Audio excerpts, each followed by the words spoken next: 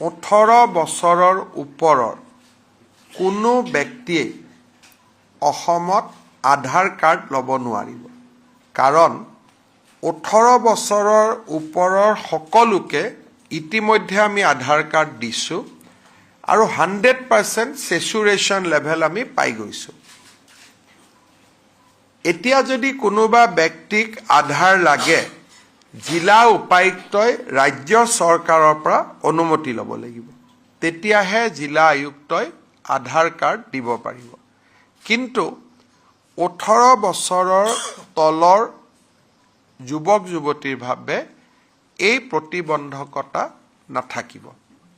আনহাতে 2027 চনৰ মাৰ্চলৈকে ST, শিডিউল ট্ৰাইব আৰু টি গাৰ্ডেনৰ বাদ পৰা যদি কোনোবা আছে আধাৰ কাৰ্ড দি থাকিব পাৰিব। তাৰমানে আকৌ এবাৰ মই কৈছোঁ, no one will get Aadhaar if he already cross 18 years of age। 18 বছৰৰ ওপৰত হ'লে আধাৰ কাৰ্ড আৰু অসমত নাপাব।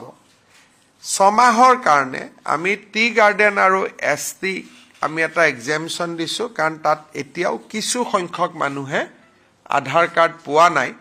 2027 চনৰ 1 এপ্ৰিলৰ পৰা ইভেন ST আৰু টি গাৰ্ডেনৰ ৰাইজেও যদি 18 বছৰৰ ওপৰ হয় আধাৰ কাৰ্ড নাপাব।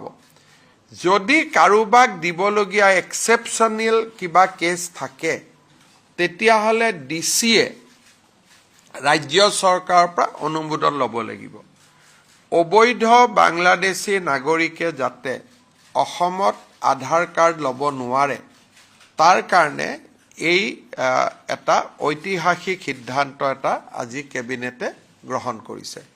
কিন্তু 18 বছৰৰ তলৰ ল'ৰা ছোৱালীৰ ক্ষেত্ৰত এই আদেশ প্ৰযোজ্য নহয়।